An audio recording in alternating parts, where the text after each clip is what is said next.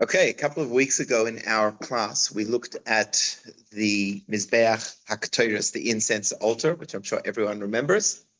So tonight we're going to be looking at another one of the kelim in the Mishkan, in the Beis HaMikdash, and that is the Kiyor, the wash fountain. So the mitzvah to build the wash fountain, the Kiyor, was mentioned in Parshas Kisisa, which was last week, where Hashem tells Moshe Rabbeinu, Vasisa Kiyor Nechoshes, that the Kiyor has to be made out of copper. The kanoi, the stand of the Kiyor Nechoshes, is also out of copper, L'rachza, and it is there for washing. It should be placed between the oil moed, the tent, and the Mizbeach, and it should be filled with water, which Aaron and his sons will use to wash their hands and feet before coming to serve in the Mishkan each day. And if they were to serve without washing their hands and feet, they would be liable for death at the hand of heaven. So there, the Torah tells us that the Mizbeach was made of copper. In this week's Parashas Vayakel, it gives us more detail as to the specific nature of this copper and where it came from. So we'll look in the pasuk. Vayakel says, "Vayases hakir nechoshes." They made, Moshe instructed the Jewish people that they should make, Betzalel and Aholiav, who were the ones entrusted with the making of the Mishkan.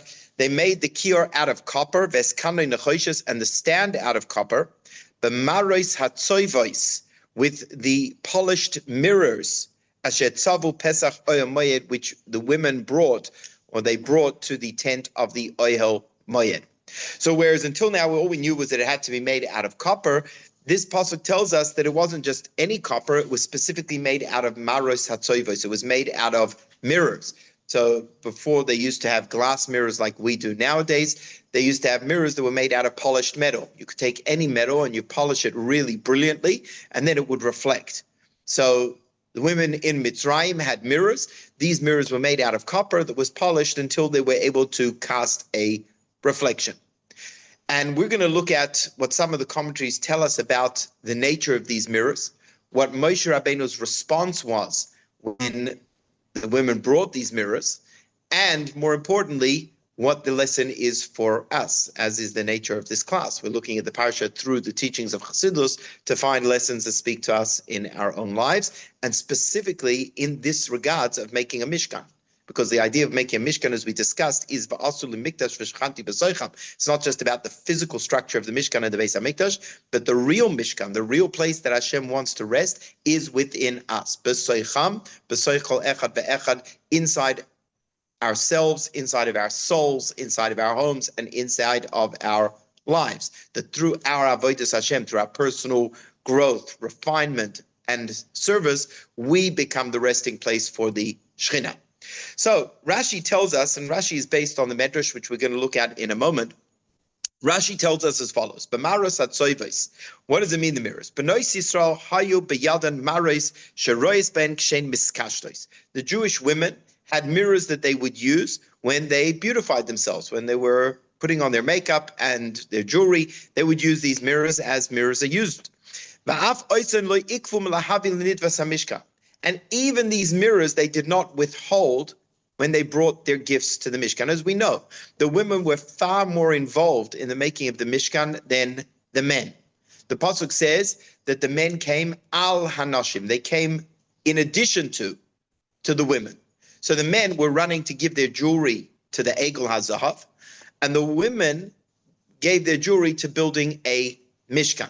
Now, even though women are attached to their jewelry more so than men, but their connection and desire to build a home for Hashem was so strong that they were willing to give that which is most important or precious to them, their jewelry, and even the mirrors that they used, they didn't hold back. Hashem said, we need copper, and they brought these mirrors. Moshe, says Rashi, again based on the Medrash, Moshe was disgusted by the thought that they would bring these mirrors for using in the Mishkan, because mirrors are something which can be used to entice the Yetzer Hara. That when a person makes themselves attractive in order to gain attraction and affection in an unholy manner, so then it is something which is made for the Yetzer Hara. And Moshe said that whilst this may have its place elsewhere, and it's important, as halacha discusses, that a woman's nature is to enjoy beauty, and a woman brings beauty to everything that she does, and a woman should be beautiful for her husband. But in the Mishkan, which is a place of absolute holiness and purity, beyond physicality, beyond anything connected to the Yetzer Hara, to natural human desires, Moshe was disgusted and felt that these mirrors had no place in the Mishkan. Amar lo HaKadosh Baruch Hu. HaKadosh Baruch Hu said to Moshe, Kabel, you should take these mirrors. Ki elu chavivin alai min hakol. These are more precious to me than any other donation to the Mishkan. More precious than the gold, more precious than the silver, more precious than the precious stones that were given by the Nesiim. These mirrors that you did not want to accept because you felt that they are immodest, that they're connected to the Yetzer Hara, these are the most precious contribution. Because with these mirrors, the Jewish women gave birth to hosts of Jews, many Jewish people, Jewish children in Mitzrayim. And we're going to see what the Medrash tells us about how that took place. But Nase Akir Mehem, and says Rashi, continuing on, they were specifically used to make the Kiyor, Shula Sum Shalom Ben Ish LeIshtoi. The Kiyor, the water of the Kiyor, was used for the Soita, the mitzvah of the Soita, that if a woman was suspected of being unfaithful to her husband, they would take water from the Kiyor, they would erase a parchment which had a passage of the Torah into this water, and through that it would prove her innocence and be able to restore trust between husband and wife and bring shalom. And the reason they used the copper for this is it was in a way of saying to a woman who'd been suspected of adultery that compare yourself to these women. These women were righteous. They used their mirrors to beautify themselves for their husbands in order to raise Jewish children in Mitzrayim. And you have acted in a way which is the opposite of their modesty. You've acted in a way which was opposite of their protection of the family, and therefore they would use it for the Kiyor. So before we look at the Kli Yakar, let's jump down to see what the Medrash actually said. So again, Moshe did not want to accept the mirrors because he felt that these are things that are connected to the Yetzer Hara, physical attraction. And physical attraction, whilst it has its place, does not belong in the Mishkan, which is about pure spirituality. Hashem said, no, not only should take them, but they are more precious to me than any other contribution, which we need to understand. Even if Hashem says accept them, they have a place in the Mishkan, why does he say they are the most precious? So he says because they were used to give birth to the Tzivos Hashem, to the Jewish children in Mitzrayim. So the Medrash tells us, B'shasha Yisrael v'avodas parech b'Mitzrayim.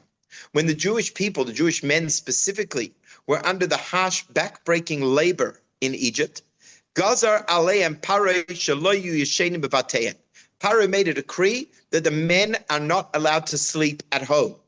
Shelo yu mishamshim mitoseim, so that they would not be able to conceive children. So it's a very interesting medrash, because we know that Paro was afraid that the Jewish people were becoming too fruitful, they were growing, and he knew that a Jewish child was going to be born who would take them out of Mitzrayim. So as a forerunner to throwing the babies into the sea, into the river, there was this decree that the men are not allowed to sleep at home so that they should not be able to procreate. Amar Rabbi Shimon bar Chalafta, Ma hayu b'nai Yisrael oisos. What did the Jewish women do? They would go down and they would draw water from the Nile River.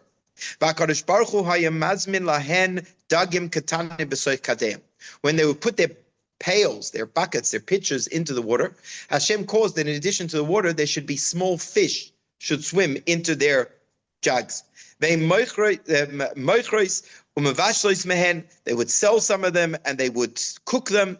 And with the money, they would go and buy wine.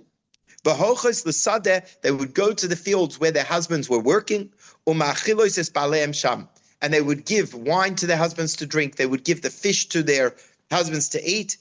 And they would use the water to bathe them and to that they should be comforted.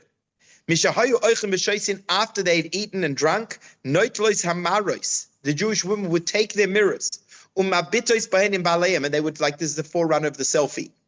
They would go next to their husbands and they would use them to look at themselves and their husbands. That's what it is. Zois Omeres, and she would say in a flirty type of way, Ani noy mimcha, I am more beautiful than you. V'zeh Omer Ani noy mimcha, and he would say that I'm more beautiful than you. Umetoich kach, and through this type of flirting, hayu margilin atzmam lidei taiva parin v'ravin. So the men who had been through this backbreaking labor, they had no desire. And through this, the women were able to revive their sense of desire, and they were able to be fruitful and to have children. And Hashem blessed that they should conceive, and as a result, they gave birth to the children in Mitzrayim. Bizchus Oisan Amaras, the Medrash continues, that it was in the merit of those mirrors, Shayumaras the balei, and that they would show them to themselves to their husbands. That even in the backbreaking conditions, they were able to bring joy and desire to their husbands. Hemidu kol hatzvos. They were able to raise and give birth to the tzivos Hashem, to the army, the hosts, the children of Hashem who would leave Mitzrayim. And given Sha'amar lo HaKadosh Baruch Hu LaMoshe la'asos HaMishkan. So when Hashem told Moshe to make the Mishkan, Amdu Kol Yisrael Minisnadvo, all of the Jewish people wanted to be part of it. They all gave something. Amra Nashim, the women said, Ma yesh lanu litem b'nitvas HaMishkan. So generally speaking, in a halachic sense, all of the family wealth the husband was in control of.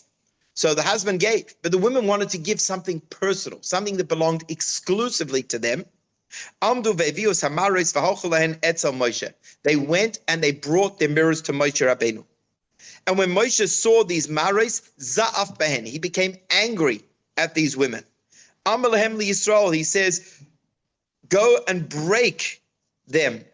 Hamaris lama hen tzrichim, why are mirrors used? They are for the Yetzer Hara. They have no place here.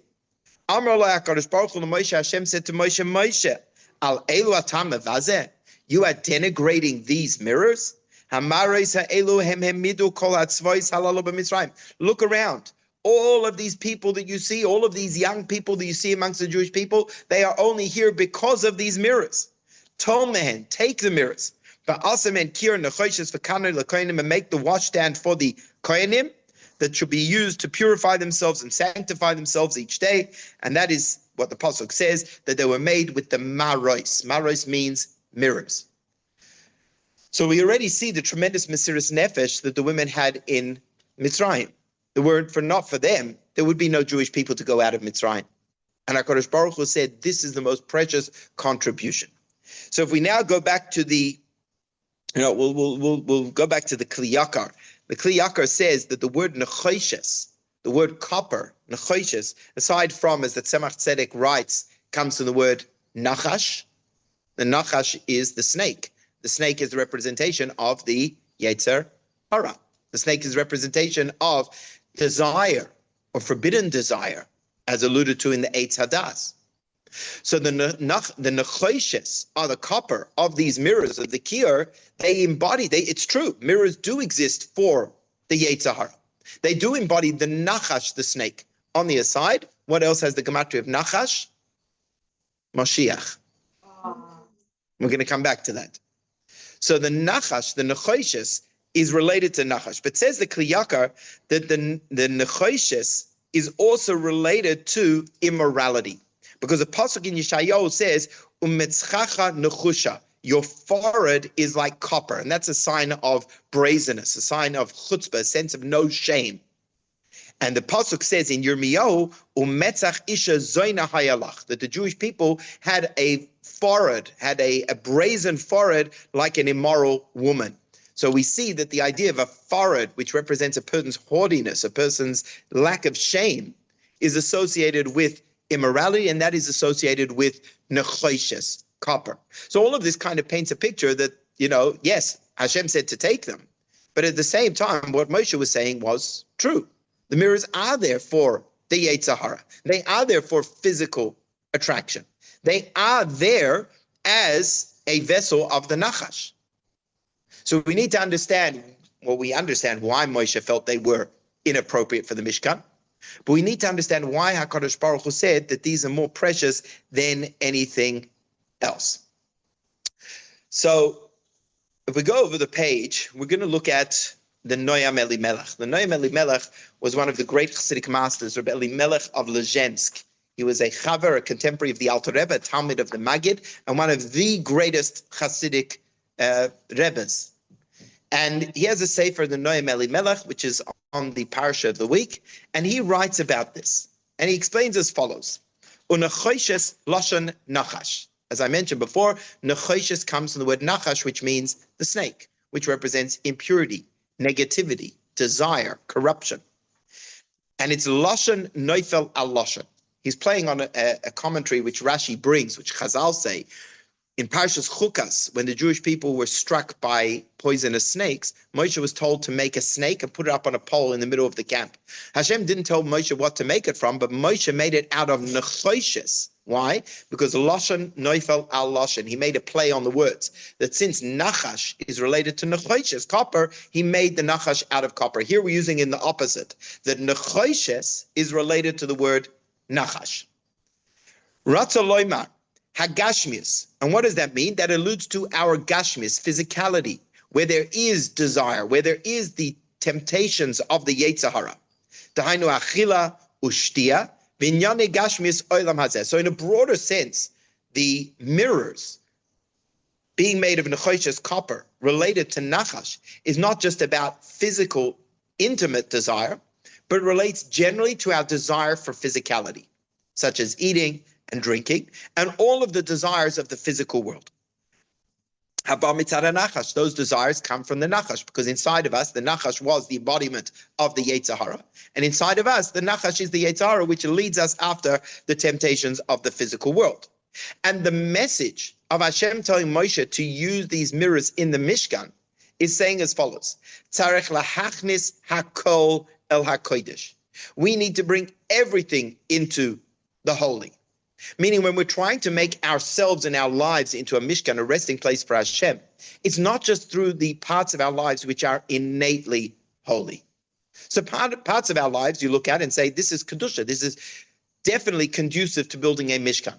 When we daven, when we learn Torah, when we're involved in mitzvahs, these are things which seem appropriate in our lives to be a Mishkan for Hashem. But we might think that's our holy spiritual activities. But when it comes to our mundane physical activities, how we eat, how we drink, how we exercise, our relationships and the like, we might think, well, that can't be part of a Mishkan for Hashem. It has no place in being a spiritual Mishkan for Hashem. The message of these mirrors, says the Noam Elimelech, is that tzarich lachnis hakol el hakodesh.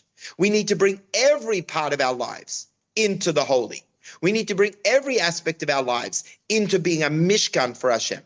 Not just the naturally holy activities, but even the most mundane physical things that we do, they can be holy as well. That when we eat and when we drink, it is done in a manner of holiness, and with proper intentions. Meaning that you could have two people doing the identical activity, they're eating, or they're engaging in exercise, whatever it is in a mundane activity. One person can be doing it in a purely self-serving way of desire, and the other person can be doing it for the sake of heaven. So, for example, the Shulchan Aruch says that when a person eats or drinks or exercises, they are doing so in order to be healthy to serve Hashem.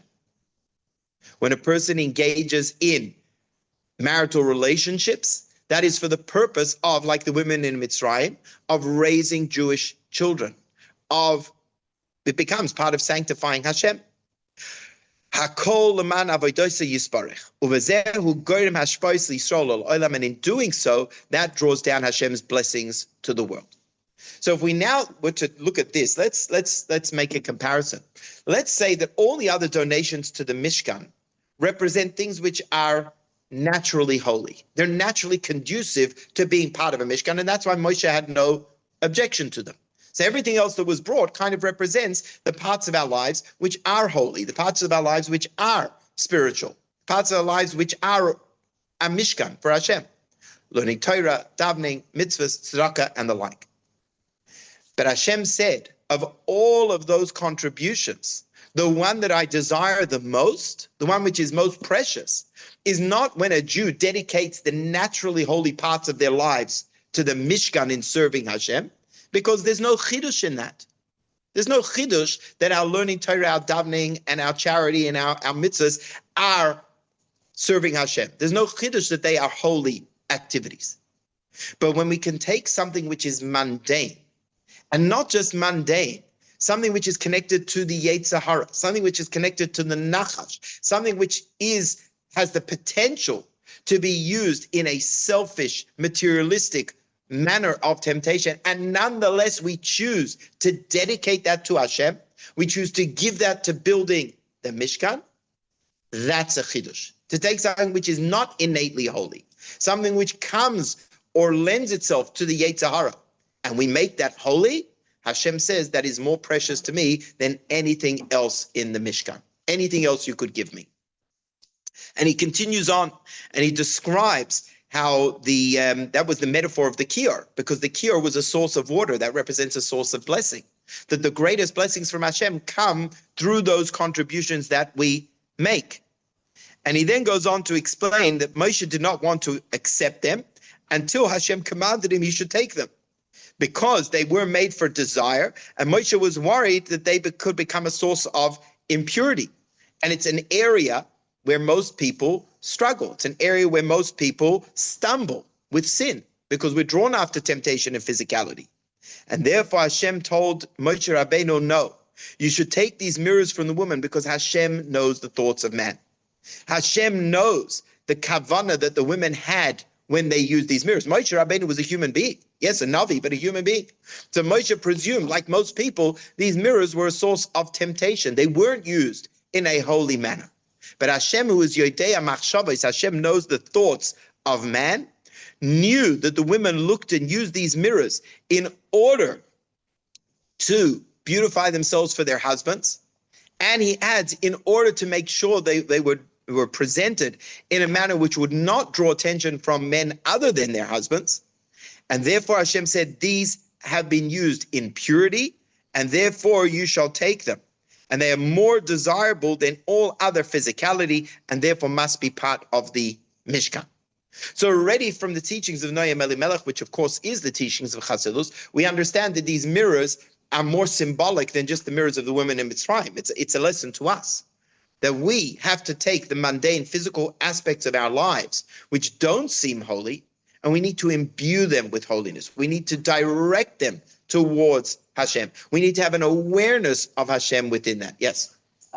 When it says, Hashem יודע מחשבות שכוונות נשמתה בהסתכלותם הרעות למעלה ואותן מהם מרורים, מהם means the man or the woman. אנשים אחרים, to remove from on them. From the man? Yes, to remove from the men, from them themselves, no, the women themselves, that other men other than their husbands should not be looking at them. No. The men would not, other men other than their husbands would not look at them. The men who are not their husbands would not look at the women. So use the mirrors to make sure that in a way that would be beautiful to their husbands, but not in a way that draws attention in an unholy manner. Okay, so that is what we would call the general Chassidus, the Chassidus from the Talmidei HaMaggid. And now we're going to go and take this to the next level through the teachings of Chassidus Chabad from our Rebbeim. And the idea that we're going to discuss is based on a number of psukim. One of them I have over here. And the pasuk says, there's one pasuk. It says in Shir Hashirim, Hareini na es mar'echa, which means show me your appearance. But the word mar'echa comes from the word mar'ah. A mar'ah means a mirror. So it means show me mar'echa is in plural form. Show me your mirrors. No, that's a pasuk in Shir Hashirim, and we're going to see what that means. So it's got a yud. Mar'echa with a yud means it's plural. So he says as follows. There's a pasuk that says, Va'era es Hashem. Yeshayahu HaNavi had a nevuah, and in that nevuah he said, I saw God. I saw Hashem. Now we have a problem, Because concerning Moshe Rabbeinu, in last week's parsha, Moshe said to Hashem, I want to see you. And what did Hashem say? No man can see me and live. No man can see me and live. And here we have Yeshayahu, who was a great Navi, but he was not Moshe Rabbeinu. And yet he saw Hashem. How could that be? So the Talmud, the Gemara in Masechta Yevamos says, Kol hanavim nistaklu bas baklaria she'ena me'ira, Moshe Rabbeinu nistakal bas baklaria ha'me'ira. There's two types of looking glasses. Now I'm going to explain this the way Chassidus explains. There are two types of looking glasses. One is a clear glass, like a window, or glasses that you wear. And that's called aspaklaria ha'me'ira. It literally means a glass that shines. It's a Greek word, and it means glass, a glass. It's a glass that shines. Zchuchit, yeah. So aspaklaria ha'me'ira means a glass that shines, meaning it's transparent. It's see-through. And what does that mean? When you look through a glass, you see the thing itself on the other side.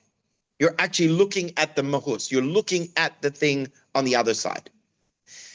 An aspaklaria she'ena me'ira, whatever you're looking at there is an aspaklaria me'ira. So, but then you have an aspaklaria she'ena me'ira. Now, whilst usually that's translated as like a smoky or dirty glass, but Chassidus explains that means a glass that's ein a mirror, that does not shine, and that means a mirror. Because what's a mirror? A mirror is the same glass, but on the back of the glass there's a coating. There's a metallic coating on the back of the mirror. It used to be silver. You had things called silver-backed mirrors. Nowadays it's too expensive, so they have artificial paints that are reflective. And therefore, it's aspaklaria she'ena me'ira, in that our vision does not go through the glass. We can't keep seeing forwards. And instead, what we only see is a reflection. Now, what you see with that, now, that would seem to suggest that, yeah. That doesn't have black. Again, you're speaking of one. It means it's not clear. That's what it means. It means it doesn't shine, and that our vision of sight doesn't go through it. And instead what we see is a reflection. Okay? So Chassidus, and I'll preempt what the Rebbe Marash and the Rebbe Rashab say over here, is that when you look in a mirror, you are not seeing the thing itself. You are only seeing a reflection. And with this, the Gemara is explaining how it's possible to suggest that Yeshayahu saw a greater vision than Moshe. And the answer is that when Moshe saw godliness, he saw it unobstructed. He saw it in essence. And therefore, he was incapable of seeing the essence of Hashem. But when Yeshayahu saw visions of God, he didn't see it directly. He saw it through an aspaklaria she'ena me'ira. He only saw reflections of God. And therefore, he could describe seeing God. Or to give an analogy, we can't look at the sun. Can't look at a sun directly. You can't look at a sun through a window.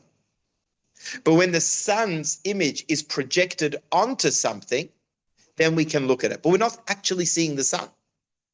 We're not actually seeing the sun. So on one hand, Yeshayahu is seeing a greater revelation than Moshe, but he's not actually seeing it. He's seeing a reflection of it. Whatever level Moshe saw, he saw it in essence. It wasn't a reflection, it wasn't an image, it wasn't in a vision. He saw it directly. And that's why he was limited. So on one hand, the mirror represents a limitation. And that when I look at something in a mirror, I'm not seeing the essence of something. But there's an advantage of the mirror. The advantage of the mirror is I'm able to see myself. I'm able to see myself, and I'm able to see behind me. Okay? Which you can't see in a regular clear glass. And why is that? Because of this obstruction in the back. So let's have a look at what the Rebbe Marash says. This is from a Maimer Tov Reish Lamed Daled, where he talks about these two types of glasses. Hine loshen mar'ois hu loshen rabim. In our pasuk, it says mar'ois hatzoivos. It's in plural form. There's two types of glasses. Shem aspaklaria hame'ira vaspaklaria she'ena mirror, which for our purposes means a transparent glass and a mirror, a reflective glass. Continues the Reb Marash, Kol hanavim nisnabu b'koi hu b'chinis aspaklaria deloy nahara. All of the other prophets other than Moshe Rabbeinu did not have a clear, direct vision when they saw Hashem, or when Hashem appeared to them. As it says, B'yad hanavim adameh, I will appear to the other Nevi'im. Hine lashon demus eina etzem adavar. It used the word adameh, I will appear, but the word demus means a reflection, a projection. They did not see the etzem hadavar. They did not see the essence of their vision. Ki im bechinis demus mehadavar. Well, derech mashal hareiyah b'schuchis hanikra shpigel shuhuma shemasimin masach v'kisu azchuchis. And we can give an analogy of a mirror to illustrate this. That you have a piece of glass, but you put a blockage, you put a backing onto the glass. Aval hamasach eina davar av. But this backing, this blockage on the back of the glass cannot be a dense material. Rak davar kolosh, it has to be something which is subtle. It needs to be something reflective. It's got to be something light. What tzipui mekesef, such as silver, hayudua. Va'az, and then kesheroim derech aspaklaria zu. Then when you look into this glass, nimshach mimeno or choizer, lirois demus v'tavnis davar hamachsikim kenegda. Then you are able to see in a reflective manner whatever you show to the mirror, if it's yourself or something else.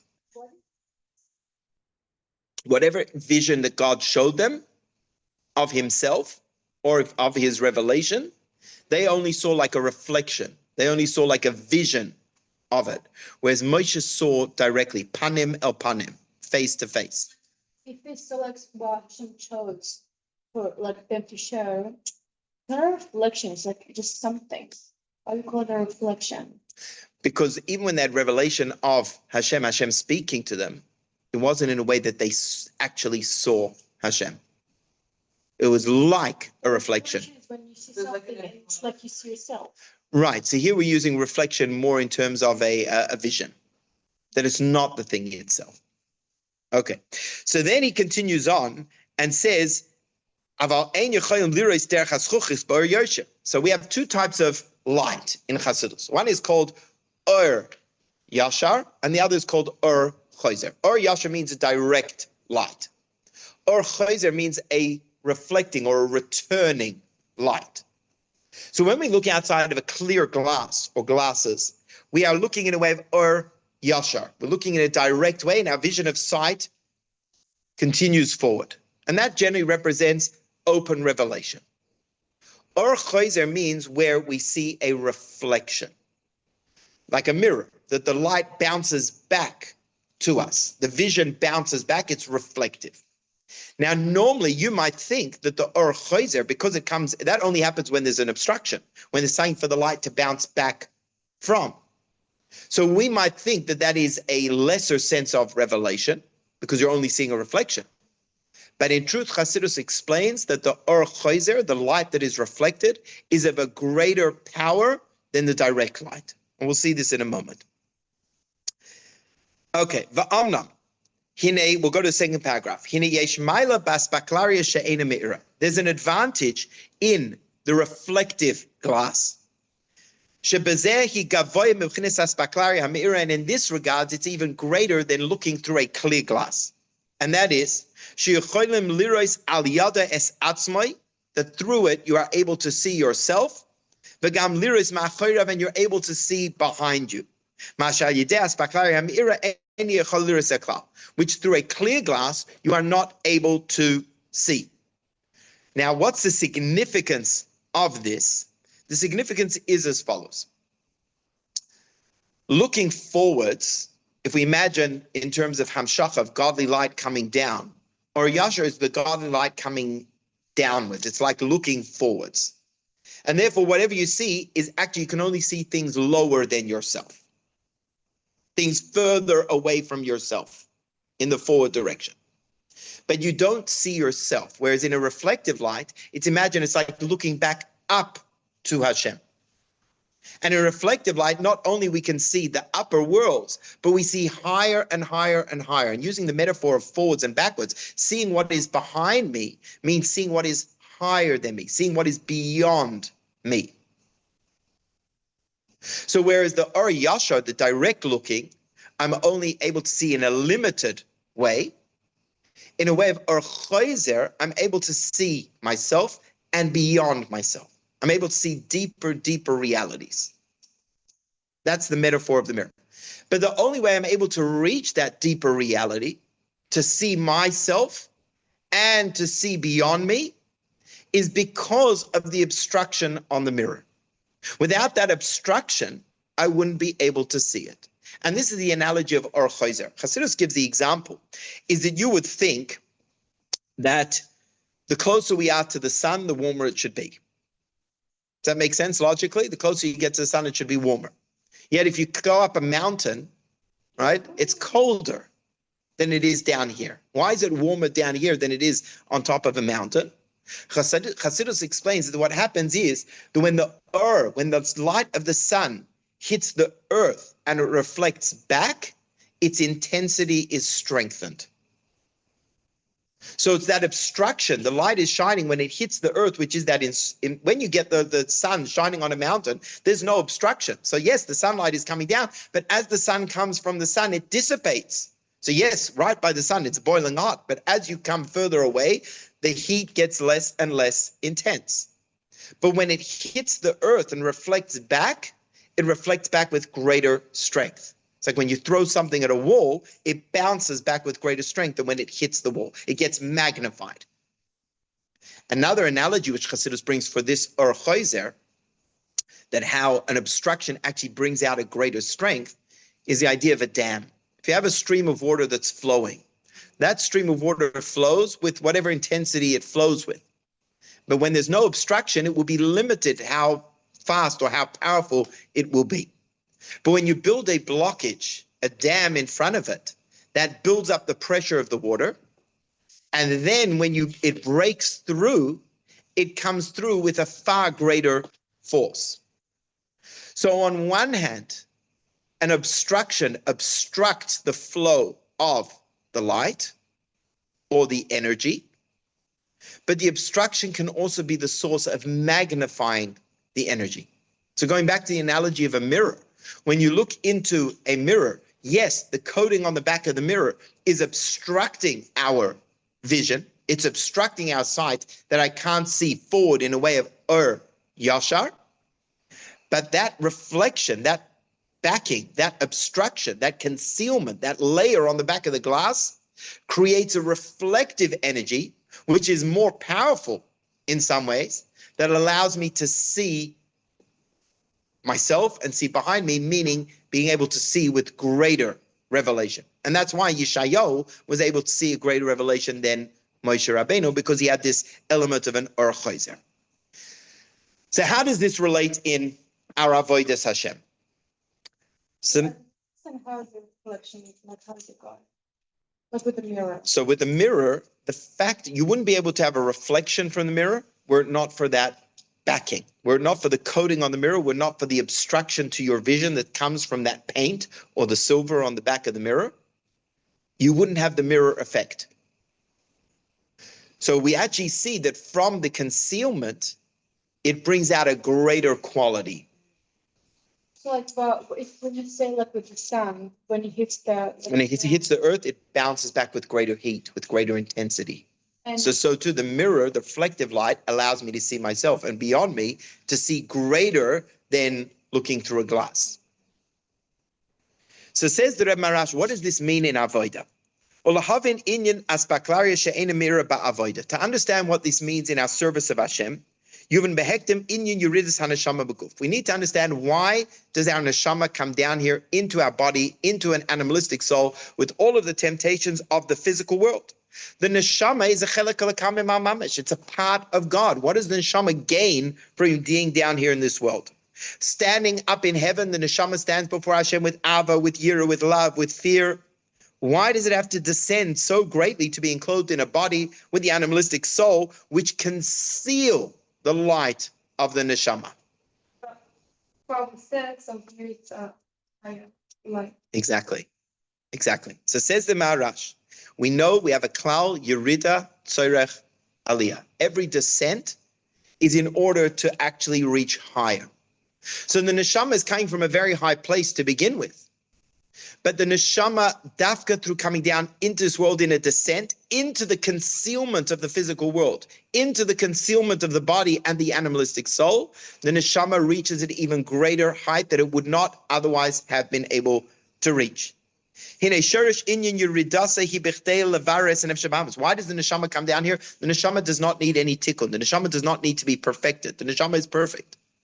The neshama comes down into us in order to refine the nefesh habahamis, to refine the animalistic soul. And why is that?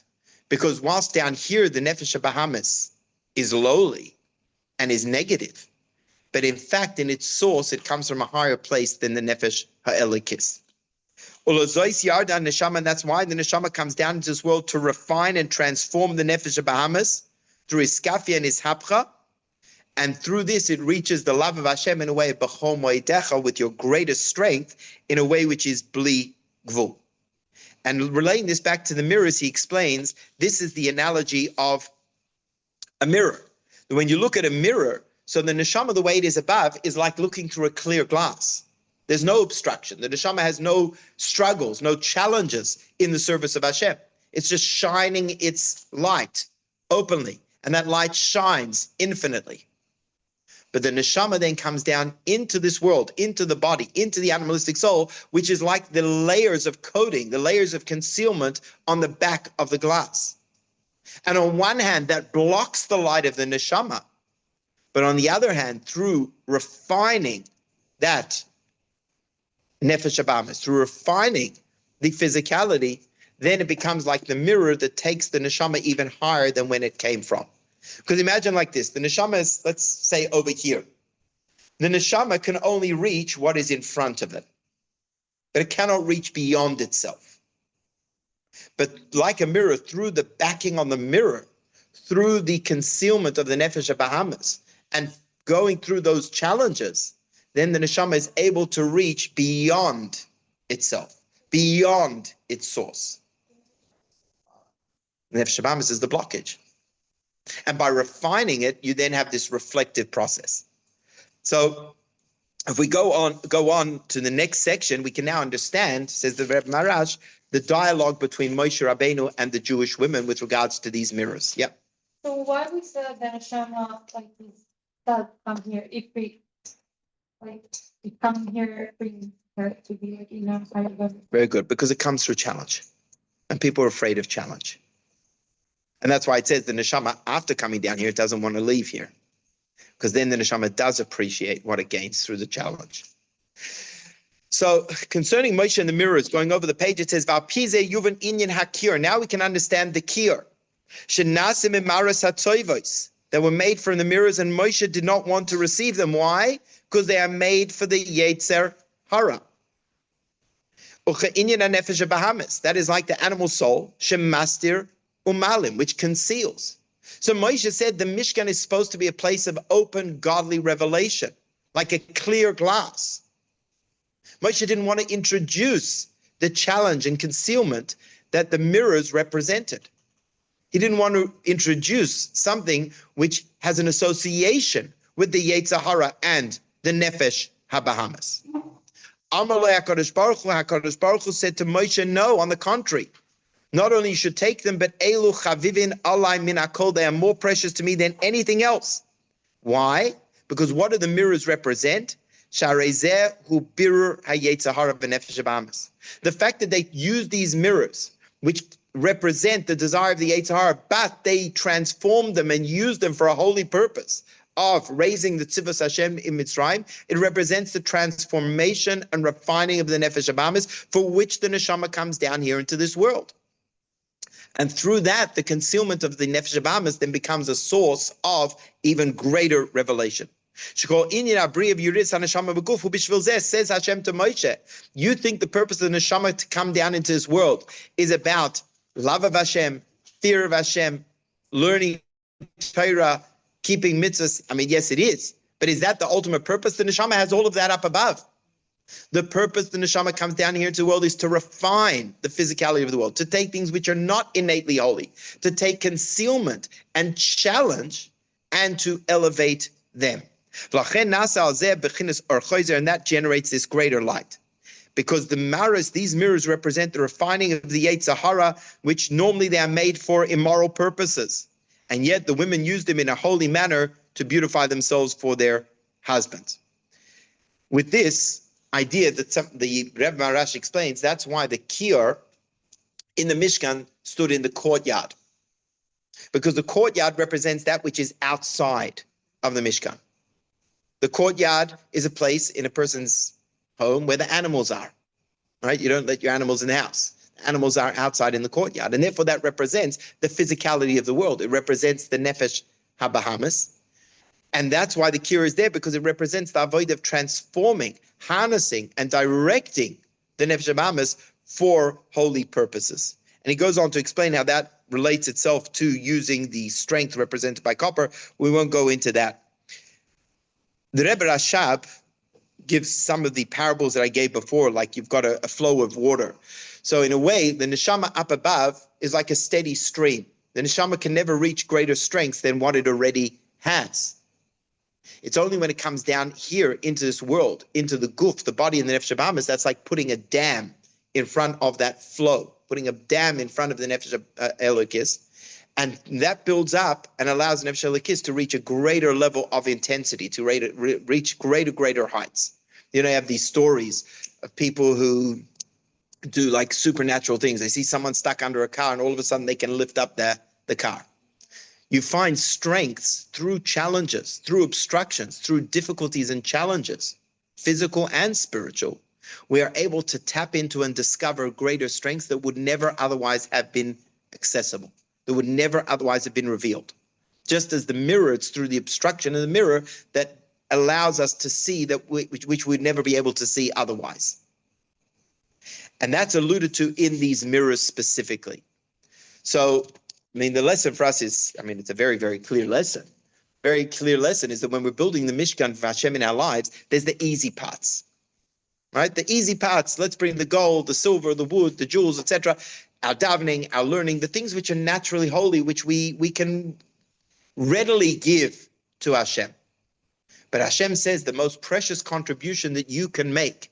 And not only that, but based on the writings of the Rebbe Marash, this is why your neshama came down here into this world, is to take that which is an obstruction, to take the challenges, to take the concealments, to take the spiritual difficulties that you have from the nachash, from the snake, from the Yetzer Hara, from that obstruction, and to transform it into a mirror. Just like the women did with their mirrors, they instead of using it for the Yetzer Hara, they used them in the service of Hashem. And that's the connection between Nachash and Moshiach. Because Moshiach doesn't come from the innately holy activities that we do. Right? Moshiach comes when we have to go beyond ourselves. It comes through greater intensity, through the greater strength, which comes through the avodah of transforming the physicality of the world and transforming our nefesh habahamis to become a resting place for Hashem. That we take that which belongs to Nachash and then it becomes Moshiach, it becomes Geuladik. And that's why Hashem said to Moshe Rabbeinu, you made a mistake. You think I want my house built out of only naturally holy activities? You think a Mishkan means only things which lend themselves to holiness and are naturally holy? Hashem says, you missed the point. The point of the Mishkan, the point of being a place where I dwell, I want to live not only in your holy activities. I don't want to only live with you in your learning, in your davening, in your mitzvahs, in your tzedakah. I want to live with you in your physicality. I want to live with you in every single part of your being. But that takes work. That's hard work for you. But when you do that, not only I live with you, but like the mirror, then I live with you in that greatest of intensity, in that greatest of presence. And that was the schus that the women had in Mitzrayim. The men didn't have that.